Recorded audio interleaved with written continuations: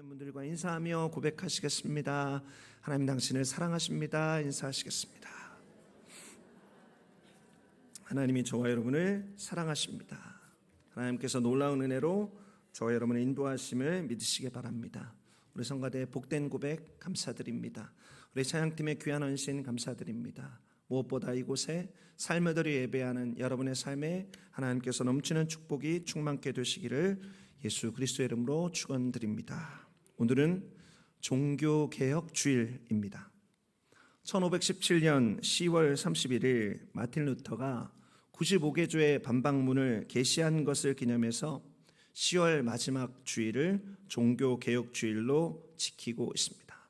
오직 믿음, 오직 성경, 오직 예수 그리스도, 오직 은혜, 오직 하나님께 영광을 외치면서 종교개혁은 시작되었습니다. 캐톨릭의 구습을 깨고 시작된 것이 종교개혁이고 그를 통해서 개신교의 역사가 시작되게 되었습니다.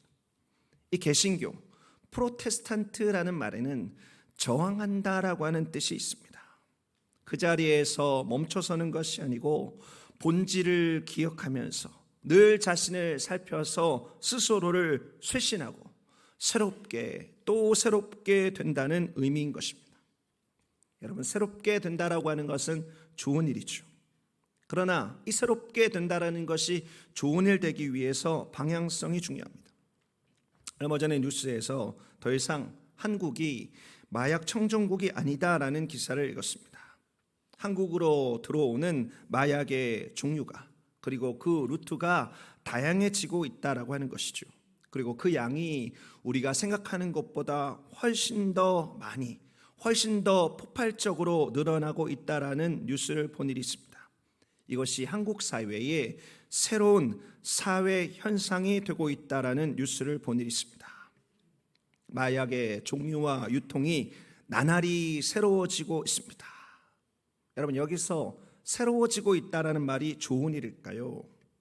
여러분, 새롭게 된다라고 하는 것의 방향성이 잘못되면 그것은 끔찍한 일이 되곤 합니다.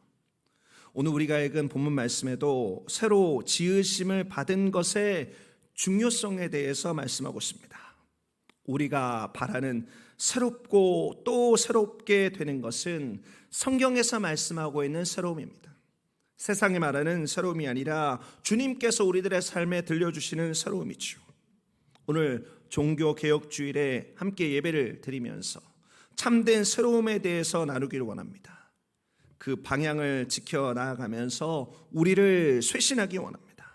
악한 구습을 깨트리고 새로움의 축복을 회복하는 저와 여러분 되시기를 예수 그리스도의 이름으로 축원드립니다. 갈라디아서 6장 15절 말씀에 이렇게 기록되어져 있습니다. 할례나 무할례가 아무것도 아니로되 오직 새로 지으심을 받은 것만이 중요하니라. 우리가 오늘 꿈꾸는 새로움은 외적인 모양의 새로움이 아닙니다. 무할례 상태였다가 할례를 받았다는 것 그 자체, 몸에 그 변화가 있다라는 것 자체가 새로워졌다는 의미는 아닌 것이죠. 외형이 바뀌어졌다라고 하는 것은 새로워졌다라고 하는 것에 아주 작은 의미를 뜻하고 있는 것입니다. 우리가 추구하는 새롭게 된다라고 하는 것은 외적인 모양이 바뀌는 것이 아닙니다. 또 그것은 부분적인 것의 변화도 아닙니다. 하나님께서 우리들의 삶에 원하시는 새로움은 새로 지음을 받은 것 같이 완전히 변화되는 것입니다. 그것을 새 창조라고 부를 수 있는 것이죠. 여러분, 할례의 행위는 사람이 할 수 있습니다. 어떤 사람이 어떤 사람에게 할례를 주는 것을 통해서 그 사람이 무할례 상태에서 할례 상태로 바뀔 수 있습니다. 이런 외적인 새로움, 부분적인 새로움은 사람이 할 수 있는 일이죠. 그러나 모든 것이 변하는 존재의 새로움, 새로 지음받은 창조는 사람의 영역이 아닙니다. 이것은 하나님의 영역이죠. 오늘 종교개혁주일에 저와 여러분들이 말씀을 나누면서 깨달아야 되는 것이 있습니다. 새로움의 근원이 사람이 아니다라고 하는 것입니다. 새로움의 출발점이 내가 아니다라고 하는 것입니다. 우리의 새로움의 출발점은 하나님이 되어야 한다라고 하는 사실. 온 천지와 만물을 무에서 창조하신, 아무것도 없는 곳에서 창조하신 창조주가 우리를 새롭게 하시는 쇄신의 주관자가 되신다라고 하는 것이지요. 사랑하는 성도 여러분, 이것을 반드시 기억하십시오. 새롭게 하시는 주관자가 하나님이다라고 하는 사실입니다. 오늘 본문 말씀도 이것을 명확하게 밝히고 있습니다.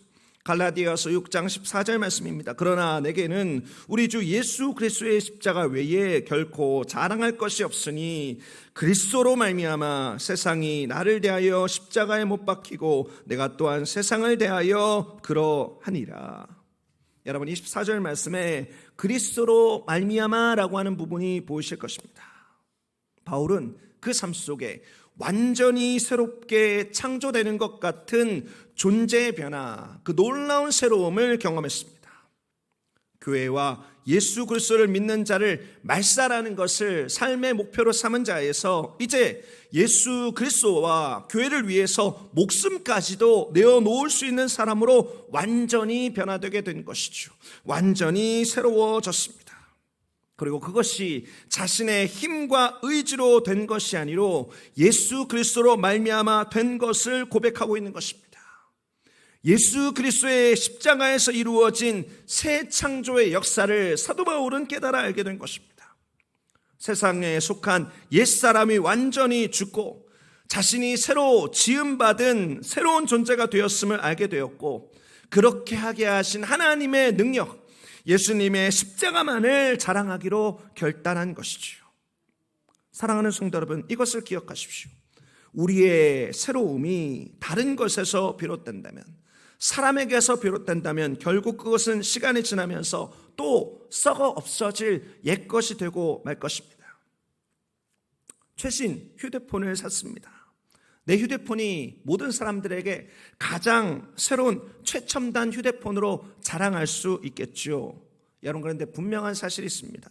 그 휴대폰은 1년이 채 되지 않아서 구형 모델이 된다라고 하는 것입니다. 여러분, 사람이 주도하는 변화, 사람이 주도하는 새로움은 늘 이렇습니다. 그러나 하나님께서 주도하시는 새로움은 다릅니다. 사람이 주도하는 새로움은 결국 낡아지게 됩니다. 그러나 하나님이 주도하는 새로움은 변함없이 그 새로움을 유지하게 되는 것이죠. 사랑하는 성도 여러분, 오늘 우리가 예배를 드리고 있는 이 복된 시간 가운데 하나님께서 허락하신 이 새로움을 누리고 경험하기 원합니다. 하나님께서 저와 여러분을 새롭게 창조하셨습니다. 하나님께서 이 복된 교회를 새롭게 창조하셨습니다. 그 새롭게 하신 주관자가 어떤 사람이 아니라 하나님임을 알고 믿을 때 우리의 모든 쇄신을 하나님께 맡기고 우리가 더욱 하나님께 나아갈 때, 그 믿음으로 하나님을 간절히 바라고 열망할 때 우리는 이미 예수님의 십자가를 통해서 이루신 새 창조의 기쁨을 맛보게 될 것입니다. 우리를 새롭게 하신 하나님의 은혜와 은총을 누리게 될 것입니다. 사랑하는 성도 여러분, 새로워지기를 원하십니까? 그렇다면 새롭게 하시는 주관자이신 하나님께서 우리를 이미 새롭게 하심을 믿으십시오. 우리가 바라보고 있는 예수님의 십자가를 통해서 우리를 이미 새롭게 하심을 믿으시기 바랍니다. 그 믿음으로 우리가 하나님께 나아가기만 하면 되는 것입니다. 그러면 새 창조의 역사가 우리들의 것이 되는 것이죠. 그 축복을 누리는, 그것을 경험하는 저와 여러분 되시기를 예수 그리스도의 이름으로 축원드립니다. 사랑하는 성도 여러분, 꼭 기억하십시오. 새로움의 주관자가 하나님이십니다. 그리고 그 새로움은 새 창조의 역사입니다. 그렇다면 이 창조의 핵심은 무엇입니까? 창세기에 기록된 사람의 창조에서의 핵심은 하나님께서 사람에게 생기를 주셨다라고 하는 것입니다. 하나님의 생명이 우리 안에 나누어지게 된 것이죠. 하나님께서 사람에게 부어주신 생명의 특징은 무엇입니까? 하나님께서 우리에게 주신 생명의 특징은 성장한다라고 하는 것입니다. 나날이 새롭다라고 하는 것이죠. 여러분, 오늘 말씀의 제목이 새롭게 또 새롭게입니다. 여러분, 우리는 날마다 매일매일 새로워집니다. 여러분, 그것이 생명 있는 자의 특징입니다. 저 여러분들께서 기억해야 될 것이 있습니다. 우리들의 변화의 시기가 날마다라고 하는 것입니다. 새롭게 되는 것이 날마다라는 것이죠. 우리는 과거에 어떤 영적인 강렬한 체험을 한 일이 있습니다. 과거의 영적인 강렬한 체험은 우리가 변했다라는 것을, 우리가 새로워졌다라는 것을 깨닫게 하시는 하나님의 축복입니다. 여러분, 그러나 거기서 끝이 아닙니다. 그 순간으로 완성이 아닙니다. 우리는 날마다 새로워집니다. 여러분, 그것이 하나님의 생명받은 자의 정상적인 현상입니다. 그것이 새 창조를 경험한 우리들의 삶 속에 당연히 따르는 결과입니다. 사도 바울은 고린도전서의 말씀을 통해서 내가 날마다 죽노라를 고백하고 있습니다. 그리고 그는 그 죽음에서 날마다 살아나는 생명 또한 경험했습니다. 새로움의 주체이신 예수님께서 주신 새 생명, 그것을 그 삶 속에 더 깊게 날마다 경험하면서 날마다 새로워지는 성장을 사도 바울의 삶 속에 경험하게 된 것이죠. 여러분, 이것은 사도 바울만의 경험이 아닙니다. 저 여러분들을 향한 하나님의 특별한 계획입니다. 우리들이 날마다 새로워져야 합니다. 날마다 쇄신되고 날마다 새롭게 하시는 예수 그리스도의 생명의 풍성함을 누려야 하는 것이죠. 여러분, 제가 이번 주 중에 아주 흥미로운 뉴스 하나를 봤습니다. 그 뉴스는 세계에서 가장 더러운 사람에 대한 것이었습니다. 여러분, 사진을 보고 계시죠? 여러분, 바로 저분입니다. 하지라고 불리우는 이란 사람입니다. 여러분, 저 사람은 67년 동안 물과 비누로 몸을 씻지 않은 것으로 알려졌습니다. 여러분, 저 사람에 대한 다큐멘터리가 인터넷에 있습니다. 여러분, 한번 보시면 되겠습니다. 마을 사람들의 말에 따르면 이 하지 씨가 어렸을 때 어떤 충격을 받았다라고 합니다. 그리고 그때 마음에 상처를 받아서 몸 씻기를 거부해 왔다라고 하죠. 이 하지 씨가 식사로는 죽은 음식의 고기나 고슴도치를 주로 먹고, 가끔 머리나 수염이 길게 기르면 그것을 불에 지져서 관리해 왔다라고 합니다. 하지 씨는 자신의 몸에 물이 닿으면 죽는다라고 늘 생각했는데, 얼마 전에 마을 사람들이 하지 씨에게 목욕을 하라고 강권했다라는 것이죠. 하지 씨가 거부하다가 마을 사람들이 강권해서 결국 목욕을 했는데, 목욕한 후 지난 23일 94세 일기로 사망했다라고 하는 것입니다. 67년 동안 씻지 않았는데 씻고 난 다음에 바로 사망했다라고 하는 것이죠. 저는 이 뉴스를 보면서 많은 생각을 했습니다. 날마다 씻어야 한다라는 것입니다. 날마다 씻어야 한다라고 하는 것입니다.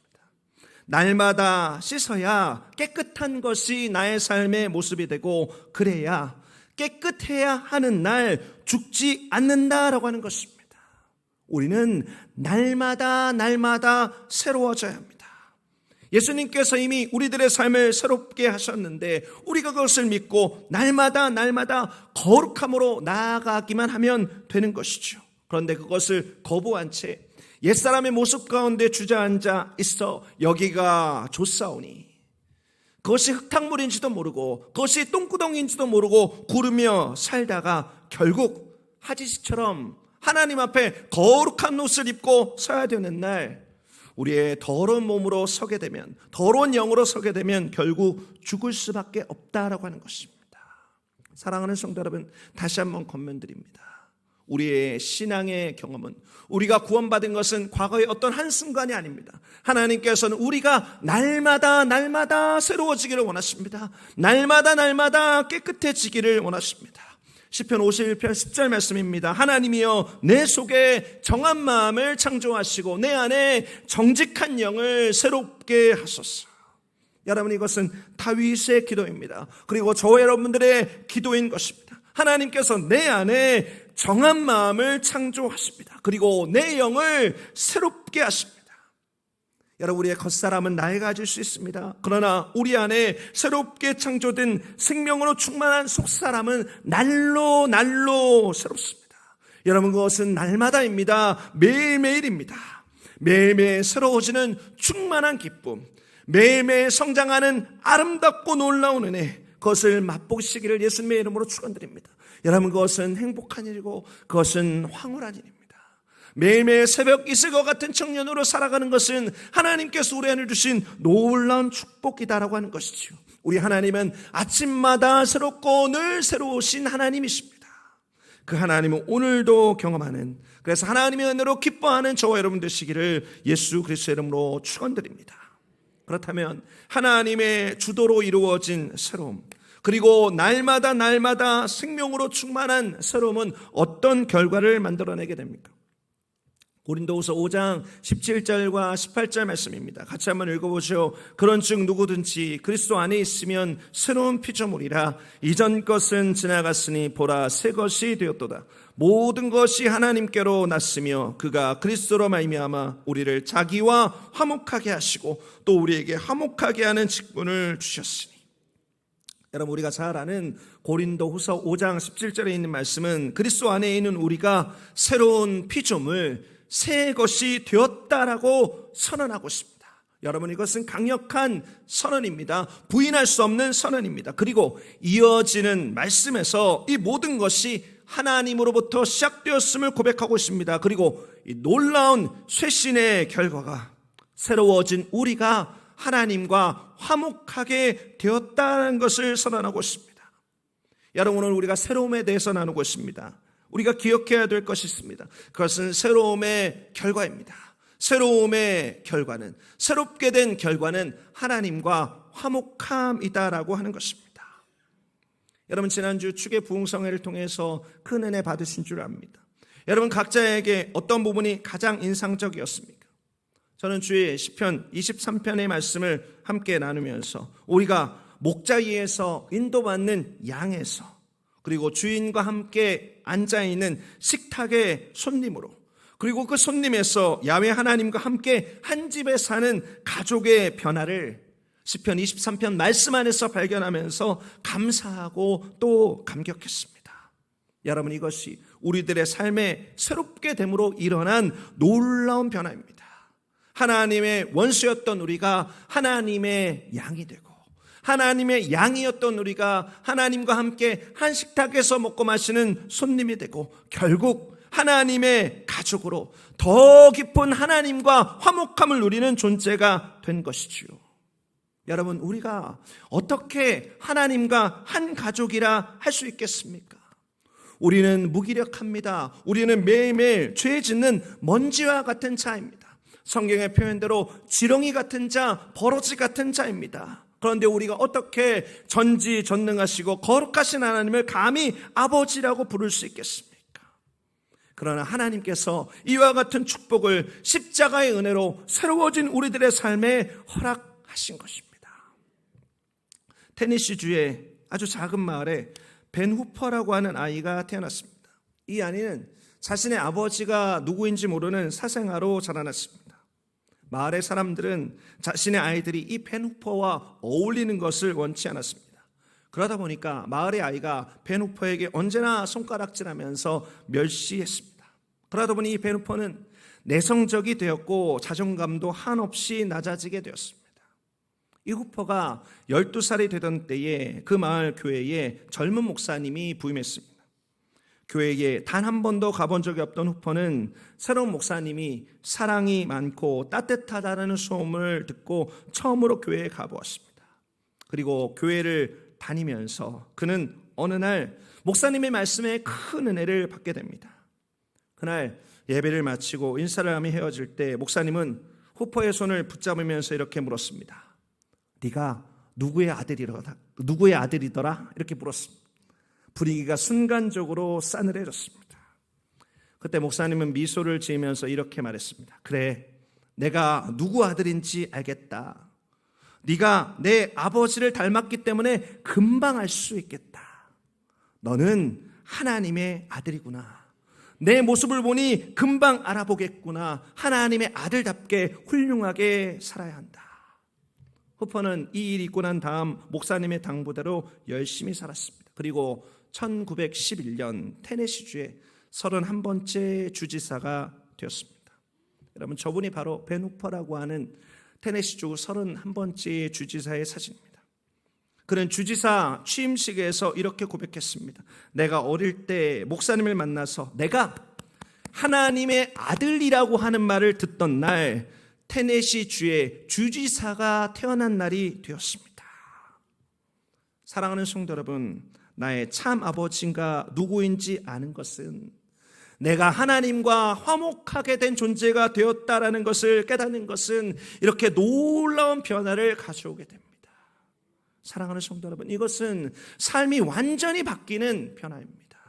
여러분, 이 분명한 사실 한 가지만 믿어도 우리들의 삶에 해결하지 못하는 많은 문제들이 해결되게 됩니다. 많은 사람들이 이와 같은 축복을 누리지 못하고 살아가는 것을 보게 됩니다. 하나님께 부름받은 하나님의 자녀들이 내가 하나님의 아들인 것을, 내가 하나님의 딸인 것을 인식하지 못하고 하나님께서 내 삶에 베풀어 주시는 놀라운 승리를, 하나님께서 내 삶에 베풀어 주시는 놀라운 삶의 계획을 경험하지 못하고 살아가는 것을 보게 됩니다. 외로움과 절망과 어둠 속에서 살아가는 것을 보게 됩니다. 사랑하는 성도 여러분, 새롭게 된 이 놀라운 결과의 축복을 기억하시기 바랍니다. 우리는 하나님과 화목하게 된 하나님의 가족입니다. 하나님의 아들이고 하나님의 딸입니다. 요한복음 1장 12절 13절 말씀입니다. 영접하는 자 곧 그 이름을 믿는 자들에게는 하나님의 자녀가 되는 권세를 주셨으니 이는 혈통으로나 육정으로나 사람의 뜻으로 나지 아니하고 오직 하나님께로부터 난 자들이니라. 여러분, 우리는 하나님의 자녀가 되는 권세를 받은 자입니다. 예수님을 믿음으로 그 권세를 받은 자입니다. 여러분, 이것은 혈통으로가 아니고 육정으로가 아니고 사람의 뜻으로가 아닙니다. 하나님께서 새롭게 하심으로 우리들의 삶에 주어진 놀라운 축복입니다. 여러분, 그러므로 이것을 믿음으로 받아들이고 자녀의 축복을 누리는 저와 여러분 되시기를 예수님의 이름으로 축원드립니다. 하나님과 화목된 자로 하나님의 보호와 사랑 속에 살아가는 새롭게 된 자로 살아가는 은혜가 있게 되시기를 예수님의 이름으로 축원드립니다. 벤우포의 축복이 저와 여러분의 축복임을 믿으시기 바랍니다. 예수님께서 이루신 십자가의 은혜가 저와 여러분의 것임을 믿으시기 바랍니다. 사랑하는 성도 여러분, 오늘 우리는 새롭고 또 새롭게 되어야 함을 나누었습니다. 이 종교개혁 주일에 십자가를 바라보면서 하나님께서 우리들의 삶에 주시는 놀라운 은혜를 갈망하면서 이것을 깨닫게 되었습니다. 사랑하는 성도 여러분, 이것을 기억하십시오. 우리를 새롭게 하시는 주관자는 하나님이십니다. 또 우리가 새롭게 되는 것은 날마다입니다. 과거의 어떤 한 체험이 아닙니다. 오늘도 우리는 새롭게 되고 있습니다. 분초분초 우리는 성장하고 있습니다. 그리고 새롭게 된 결과는 하나님과의 화목함입니다. 하나님 안에서 아름답고 복된 한 가족이 된 것이죠. 이것을 기억하며 하나님께서 기뻐하시는 새롭게 된 자로 살아가는 은혜 누리는 저와 여러분 되시기를 예수 그리스도의 이름으로 축원드립니다.